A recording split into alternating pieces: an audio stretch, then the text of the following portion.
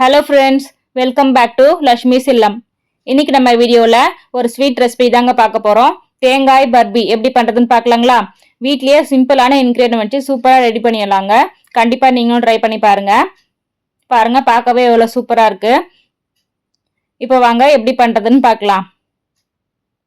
தேங்காய் பர்பிக்கு ஒரு தேங்காய் எடுத்துகிட்டு உடச்சிட்டு நல்லா துண்டு துண்டா போட்டுட்டு மிக்சி ஜாரில் போட்டு அரைச்சி எடுத்துக்கோங்க. இது கூடவே 2 ஏலக்காவை ஆட் பண்ணிக்கோங்க. இதில் இருக்க ஏலக்காய் தோடெலாம் ரிமூவ் பண்ணிவிட்டு ஏலக்காவை தேங்காய் கூட அரைச்சி நல்லா எடுத்துக்கோங்க. இப்போ ஸ்வீட்காக 1 கப்பு சர்க்கரை எடுத்துருக்கேன். ஒரு தேங்காய்க்கு 1 கப்பு சர்க்கரை எடுத்துருக்கேன். உங்களுக்கு எவ்வளோ ஸ்வீட் தேவையோ அந்த அளவுக்கு சர்க்கரை எடுத்துக்கோங்க. இப்போ ஒரு கனமான பாத்திரம் வச்சுட்டு ஸ்டவ் ஆன் பண்ணிட்டு நல்லா ஹீட் ஆகிட்டோன்னே நம்ம திருகி வச்சிருக்க தேங்காய் வந்து இதில் ஆட் பண்ணிக்கலாம்.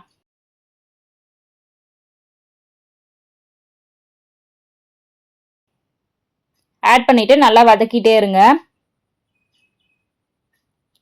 இது மாதிரி நல்லா வதக்கிட்டு லேசாக ட்ரை ஆனோடனே நம்ம சர்க்கரையை ஆட் பண்ணிக்கலாம்.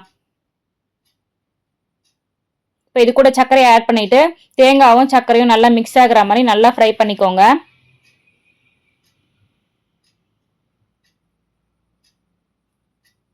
இது மாதிரி நல்லா கூடவே நல்லா மிக்ஸ் பண்ணிக்கோங்க.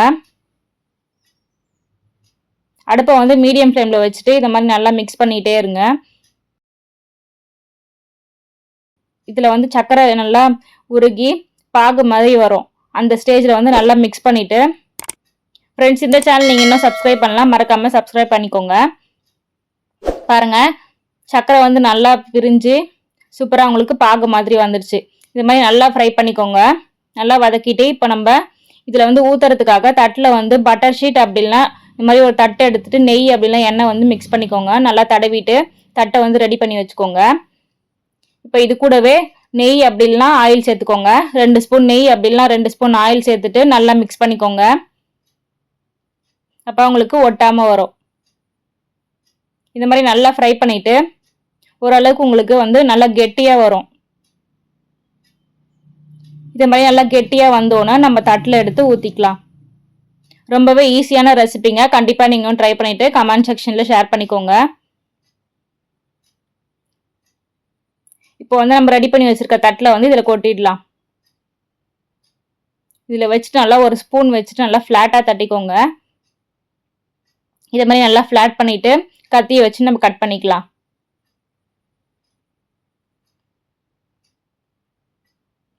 இப்போ ஒரு கத்தியை வச்சு இதை ஆறுறதுக்கு முன்னாடி இது வந்து இந்த மாதிரி ஷேப்பில் கட் பண்ணிக்கோங்க.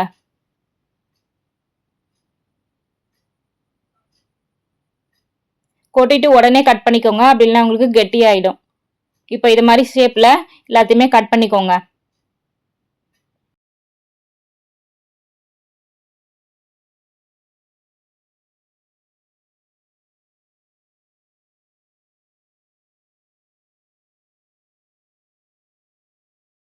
இப்போ எல்லாத்தையுமே இது மாதிரி ஸ்லைஸாக கட் பண்ணி எடுத்துக்கோங்க. ரொம்பவே சிம்பிள் அண்ட் ஈஸியான ரெசிபிங்க. கண்டிப்பாக நீங்களும் ட்ரை பண்ணி பாருங்கள். இப்போ எல்லாத்தையுமே இது மாதிரி ஷேப்பாக கட் பண்ணிவிட்டு இதை நல்லா ஆற விட்டுருங்க. ஒரு 1/2 hour அப்படின்னா 15 minutes ஆற விட்டுருங்க. பாருங்கள், நல்லா ஆற வச்சாச்சு. இப்போ ஆற வச்சுட்டு ஒரு கத்தி அப்படின்னா ஸ்பூன் வச்சு இதை மாதிரி எடுத்துருங்க. உங்களுக்கு சூப்பராக ஸ்லைஸாக வந்துடும். இதை மாதிரி எல்லாத்தையுமே கட் பண்ணி எடுத்துக்கோங்க. ஃப்ரெண்ட்ஸ், இந்த சேனல் நீங்கள் இன்னும் சப்ஸ்கிரைப் பண்ணலாம், மறக்காமல் சப்ஸ்கிரைப் பண்ணிக்கோங்க. அப்படியே பக்கத்தில் இருக்க பெல் ஐக்கானையும் கிளிக் பண்ணிக்கோங்க. பாருங்க ஃப்ரெண்ட்ஸ், இன்னைக்கு நம்ம வீடியோவில் தேங்காய் பர்பி எப்படி பண்ணுறதுன்னு பார்த்தோம். அடுத்த வீடியோவில் பார்க்கலாம். தேங்க்ஸ் ஃபார் வாட்சிங்.